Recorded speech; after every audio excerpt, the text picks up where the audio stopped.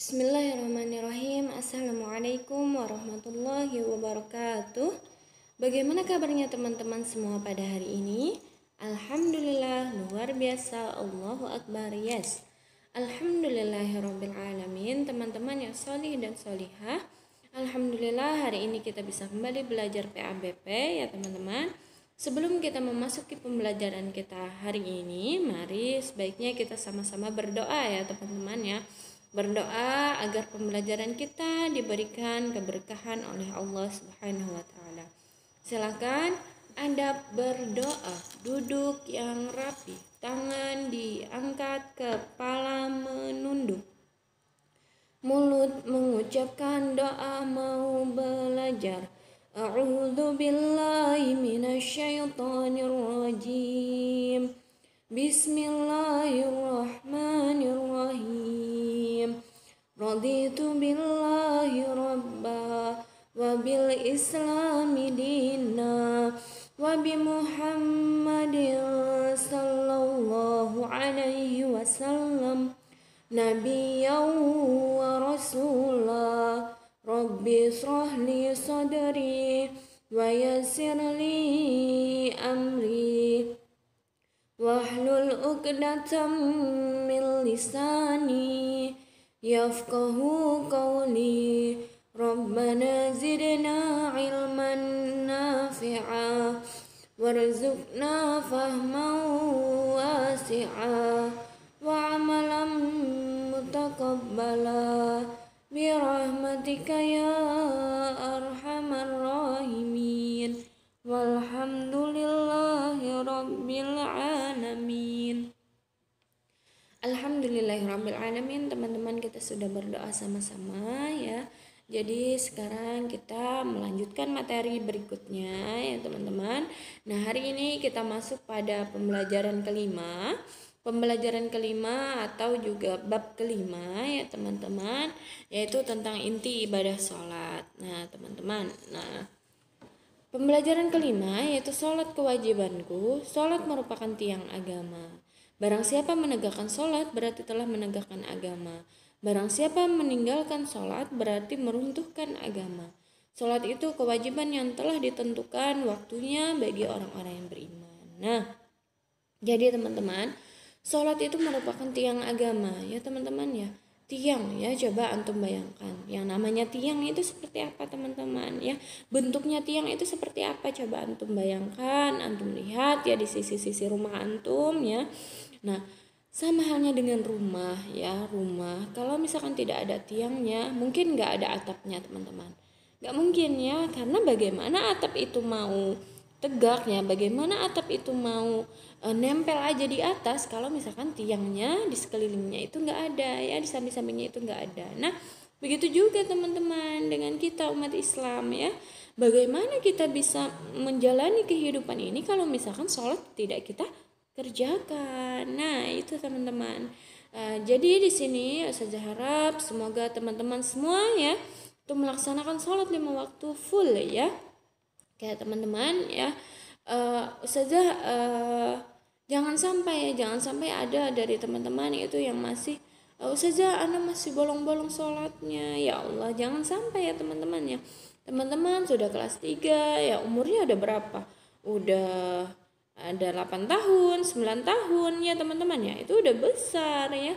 Berarti teman-teman itu sudah harus sholat ya, nggak boleh lagi ada yang bolong-bolong sholatnya ya. Nah itu ya teman-teman. Nah kemudian sholat itu kewajiban yang telah ditentukan waktunya ya teman-teman. Nah waktunya telah ditentukan, maksudnya gimana teman-teman? Subuh. Nah waktu subuh, zuhur, asar, maghrib dan isya itu sudah ditentukan oleh Allah waktunya ya. Jangan sampai ya sholat subuhnya dikerjakan waktu zuhur. Nah sholat zuhurnya dikerjakan waktu maghrib. Nah jangan sampai ya teman-teman ya. Ketika teman-teman sudah mendengarkan azan ya, teman-teman sudah tuh bersegera wudu ya, dan bersiap-siap mau sholat ya teman-teman ya. Itu harus ya. Jangan sampai Allahu Akbar, ini masih nonton TV, film Upin Ipin misalkan, atau film Nusa Rara ya, misalkan film apa lagi yang dilihat ya, SpongeBob ya dan sebagainya ya teman-teman ya. Jangan sampai ya, kalau film ya teman-teman ya, film ya, nonton film tadi, film kartun ya itu masih bisa diulang-ulang teman-teman. Tapi kalau sholat itu kalau waktunya sudah lewat itu nggak bisa diulang-ulang lagi ya teman-teman ya. Hari kemarin bisa nggak kita ulang lagi kejadiannya seperti sama persis seperti hari kemarin? Nggak bisa kan ya teman-teman ya. Nah itu jadi ketika udah azan ya maka langsung teman-teman bersegera berwudu, bersegera mau sholat ya teman-teman ya.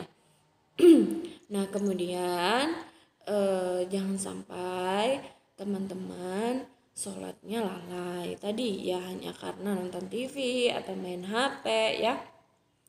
Kalau umi abinya menegur misalkan ayo nak sholat, nah itu harus langsung, jangan oh bentar mi, nanti mi, ini mi, itu mi, jangan ya, harus langsung ya teman-teman ya. Kalau misalkan umi dan abinya belum sholat, teman-teman yang mengajak ya, umi abi ayo kita sholat berjamaah, nah gitu ya teman-teman ya.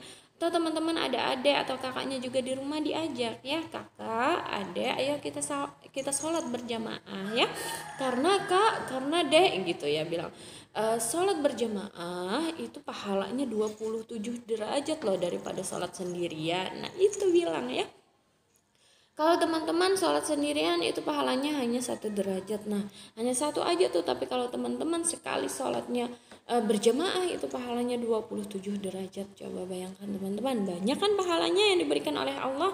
Nah ya teman-teman, jangan sampai ya sholatnya bolong-bolong. Oke selanjutnya, nah tadi seperti yang saya sampaikan di awal, pembelajaran kita pada pembelajaran kelima ini adalah tentang inti ibadah sholat ya, kewajiban sholat. Nah materi pertamanya itu inti ibadah sholat. Nah sholat artinya doa teman-teman. Nah dalam bahasa sholat itu artinya doa. Sholat diartikan pula sebagai serangkaian ucapan dan gerakan tertentu yang diawali dengan takbiratul ihram dan diakhiri dengan salam ya teman-teman ya. Nah tuh ya, sholat ya berdoa ya, sholat itu artinya doa. Nah ketika kita berdoa, kita meminta kepada Allah, maka insya Allah ya Allah pasti akan mengabulkan ya teman-teman ya. Oke selanjutnya, sholat dilaksanakan untuk membuktikan pengabdian diri kita kepada Allah. Melaksanakan sholat berarti menyembah Allah, berdoa, memohon ampunan, dan bersyukur kepada Allah. Nah teman-teman, ketika kita melaksanakan sholat itu berarti kita mengabdikan diri kita hanya kepada Allah ya. Kepada siapa lagi kita mengabdikan kalau bukan kepada Allah Sang Maha Pencipta ya teman-teman ya. Kemudian melaksanakan sholat berarti menyembah Allah ya. Tadi kalau misalkan kita tidak sholat berarti siapa yang kita sembah ya teman-teman ya. Nah itu ya. Oke teman-teman, ini harus selalu diingat ya teman-teman ya. Kemudian ketika sholat juga disarankan kita memohon ampun ya teman-teman ya, karena kita tidak tahu ya teman-teman ya, setiap harinya kita itu melakukan dosa kecil maupun dosa yang besar ya teman-teman. Tapi ketika kita melaksanakan sholat, kita berdoa memohon ampunan kepada Allah, maka pasti Allah itu akan mengampuni semua dosa-dosa kita ya teman-teman. Kemudian ketika kita sholat, kita itu bersyukur atas nikmat yang telah diberikan oleh Allah. Alhamdulillah ya Allah, hari ini Ana masih bisa makan, Ana masih bisa minum, Ana masih bisa tidur dengan nyenyak ya, ada kasur, ada bantal dan sebagainya ya teman-teman ya. Alhamdulillah hari ini Ana masih bisa belajar ya, nonton video pembelajaran dari ustadz dan ustazahnya ya. Coba orang di luar sana ya teman-teman ya, orang yang di luar sana ada yang kelaparan ya, ada yang kehausan, ada yang belajarnya tidak bisa ya, karena mereka tidak punya uang untuk beli kuota ya, beli paket data ya dan sebagainya ya. Mereka di sana ya ada yang sinyalnya itu nggak nyampe ya, kasihan ya teman-teman ya. Kita bersyukur alhamdulillah atas semua yang telah Allah berikan kepada kita. Dan kata Allah apa teman-teman, ketika kita bersyukur atas pemberian dari Allah, maka Allah pasti akan menambah banyak nikmat kepada kita ya. Oke teman-teman, oke silakan. Nah selanjutnya, Sholat merupakan ibadah yang diperhitungkan pertama kali setelah hari kiamat tiba. Nah, teman-teman, sholat itu dihitung pertama kali. Ayo, jadi yang sholatnya bolong-bolong, yang sholatnya nih masih belum dikerjakan. Ayo gimana tuh? Kalau pertama kali sholatnya dihitung oleh Allah gimana? Yo, saja yakin ya kita semua pasti mau masuk surga, ya kan teman-teman? Gak ada kan di sini yang mau masuk neraka ya, pasti mau masuk surga semua. Nah karena itu kita harus sholat, kita harus perbaiki sholat kita agar ketika dihitung pertama kali sholat kita di akhirat kelak ya, maka kita lolos ya, kita bisa masuk ke dalam surga ya teman-teman ya. Ibadah sholat kita sudah bagus ya. Kayak kemudian sholat mencegah perbuatan keji dan mungkar ya teman-teman. Nah dengan sholat kita mendekatkan diri kepada Allah, maka kemungkinan kita untuk melakukan perbuatan keji, perbuatan yang buruk, perbuatan yang dimurkai oleh Allah itu maka tidak mungkin ya teman-teman ya. Karena kita ingat ya, Allah itu maha melihat ya, Allah itu maha mendengar, Allah itu maha segalanya ya.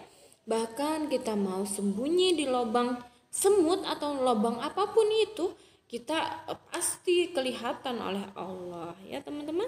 Jadi kemanapun kita pergi, dimanapun kita berada, maka Allah pasti akan selalu bersama kita ya teman-teman. Itu yang harus diingat. Kemudian selanjutnya, nah apakah antum sudah terbiasa melaksanakan sholat 5 waktu? Oke, saya yakin di sini ya teman-teman pasti sudah terbiasa melaksanakan sholat 5 waktu ya. Saya yakin teman-teman ini hebat ya, generasi para juara ya. Saya yakin sholatnya pasti sudah full ya 5 waktu. Bahkan Ustazah, anak itu bukan hanya sholat subuh, zuhur, asar, maghrib, dan isya, tapi anak juga sholat sunnah duha Ustazah. Anak sholat sunnah rawatib ya, qobliyah dan ba'diyah. Anak juga sholat tahajud, anak sholat witir Ustazah. Masya Allah ya, luar biasa, itu hebat sekali ya. Oke, dipertahankan ya itu teman-teman ya. Oke, selanjutnya silahkan. Nah ayo berlatih, ada soal silahkan dicatat di bukunya ya teman-teman. Soal pertama, kata sholat artinya apa ya teman-teman, itu silahkan. Nomor 2, pengertian sholat adalah. Nomor 3, sholat dilaksanakan untuk membuktikan titik-titik kepada Allah Subhanahu wa Ta'ala. Nomor 4, melaksanakan sholat berarti memohon titik-titik kepada Allah Subhanahu wa Ta'ala. 5, sholat merupakan ibadah yang pertama titik-titik pada hari kiamat. Nah, silahkan dikerjakan ya teman-teman. Saya yakin antum hebat, antum bisa ya. Nah, syukran jazakumullah khairan ya. Semangat terus teman-teman, antum juara ya, antum terbaik ya. Oke teman-teman, mungkin pembelajaran PABP hari ini sampai di sini dulu ya teman-teman ya. Kita berdoa kepada Allah Subhanahu wa Ta'ala, semoga Allah segera mengangkat wabah ini ya teman-teman ya. Semoga Allah segera mempertemukan kita kembali untuk belajar di sekolah ya. Semoga Allah selalu memudahkan segala urusan kita ya, urusan dalam hal apapun itu ya teman-teman ya. Semoga Allah selalu menjaga kita ya, menjaga, memberikan kesehatan kepada kita ya. Dan semoga kita selalu bersyukur kepada apa yang telah Allah berikan kepada kita ya. Oke teman-teman, kita tutup dengan istighfar 3 kali, doa kifaratul majlis dan hamdalah. Astaghfirullahaladzim, astaghfirullahaladzim, astaghfirullahaladzim. Subhanakallahumma wa bihamdika, asyhadu an la ilaha illa anta, astaghfiruka wa atubu ilaih. Walhamdulillahirabbil alamin. Oke teman-teman, sekian dari Ustazah. Wassalamualaikum warahmatullahi wabarakatuh.